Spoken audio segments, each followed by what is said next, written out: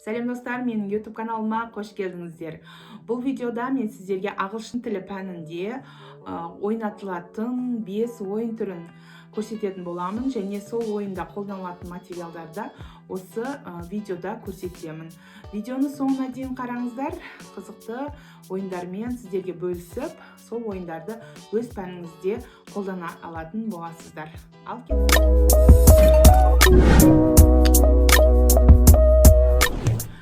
Құрметті ұстаздар, біздің алғашқы ойынымыз Headbands деп аталады. Мінекей. Бұл ойынымызда мына суретте көріп тұрғаныңыздай оқушылар осылай отырып бір-біріне сұрақ қояды. Бұл ойынымыздың материалдарын таныстыратын болсам, бізде мынандай басқа киюге арналған осындай арнайы материалы бар. Сосын бізде тағы да не бар? Мынандай дайын карточкалар бар. Және мынандай құм сағаты бар. Мына құм сағатты былай қосып қоясыз, оқушылардың басына кигізіп қоясыз. Мынандай арнайы жетондары бар. Оқушылар баға алған кезде осы жетондар арқылы бағалай аласыз. Яғни қанша балл алғанын сол жетондармен біледі. Сосын мынау сөздерді, мінекей карточкаларды алады. Оқушы мына жерге қыстырады. Бұлай басына киеді. Енді оқушы бұны көрмейді ғой, өзі көрмеген үшін сұрақтар арқылы сұрайды қарсысындағы оқушыдан. Мына жерде мынандай дайын сұрақтар бар. Мен жануармын ба, мен адаммын ба, мен жейтін затпын ба, жемейтін затпын ба, солардың барлығын сұрап алып, оқушы осы төбесіндегі заттың не екенін табу керек болады. Ойын өте қызықты. Яғни 1 минуттың ішінде оқушы табу керек. Сол егер табатын болса, сіз оған мынандай жетон арқылы бағалай аласыз. Ойын өте қызықты. Бұл ойын, құрметті әріптестер, бұл ойын бізде оқушылардың сөз жаттау дағдысын және ойлану дағдысын, ағылшын тілінде сөйлеу дағдысын, себебі бір-біріне сұрақ қояды ғой, дағдыларын қалыптастыра алады. Негізінде осы жерде айтып кететін нәрсе, ағылшын елдерінде, осы ағылшын тілі сабағында, оларда көбінесе бастауыш сыныптарда жазу мен сөйлеуге көп мән береді екен. Әсіресе жазуға көп мән береді екен. Яғни оқушылардың жаза отырып, ағылшын тілін өзі кез келген бір тілді бастапқыда жаза отырып тез үйренуіне мүмкіндігі бар деп ойлайды екен. Сондықтан мен сіздерге қазір осы жазу дағдысына қалыптастыруға арналған мына бір көрнекілікті көрсеткім келіп отыр. Бұл көрнекілік бізде бұл ойынымыз spelling game деп аталады.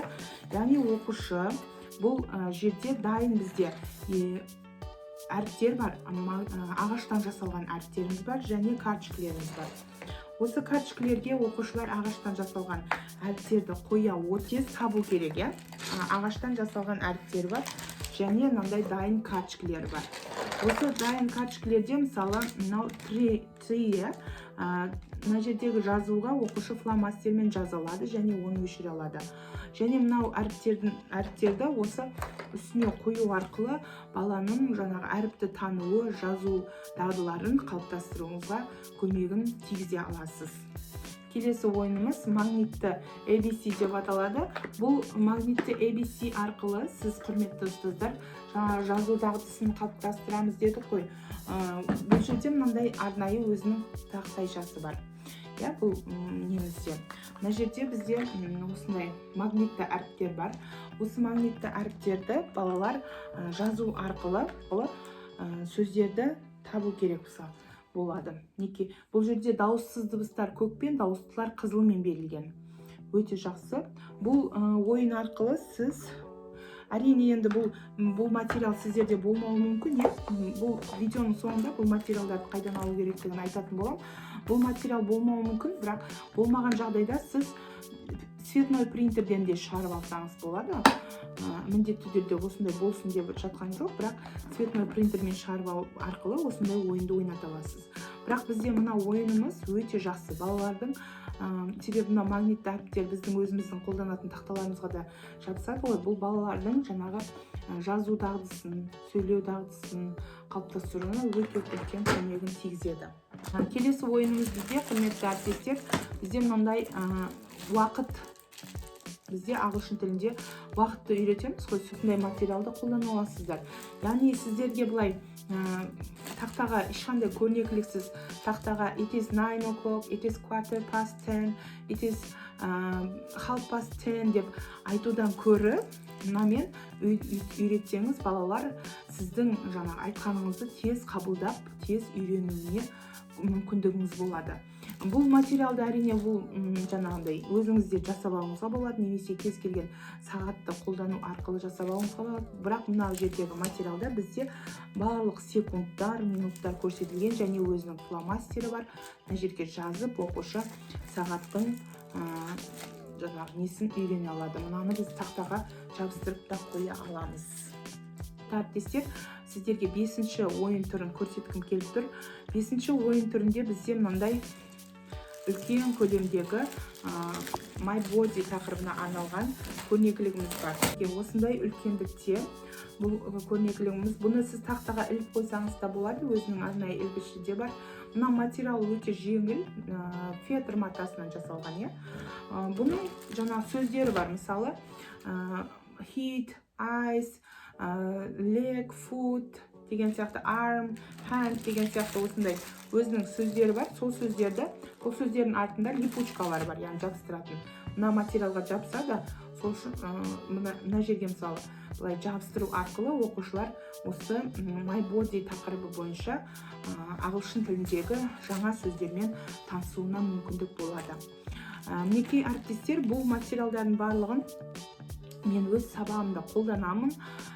Оқушылар өте қызығып, осы материалдарды көріп, прям ұнатып, ағылшын тіліне деген қызығушылығын ояту арқылы мен осы материалдармен сабақ өтемін. Бұл материалдарды сіз қайдан аламын деп қазір ойлап қалуыңыз мүмкін. Сіздерге мен мынау инста дүкенді ұсынамын, сол жерден алсаңыздар болады. Бағалары өте қолжетімді, мұғалімдерге барлық жағдайды жасап, доставка арқылы жіберіп береді Қазақстанның кез келген ауыл аймағына.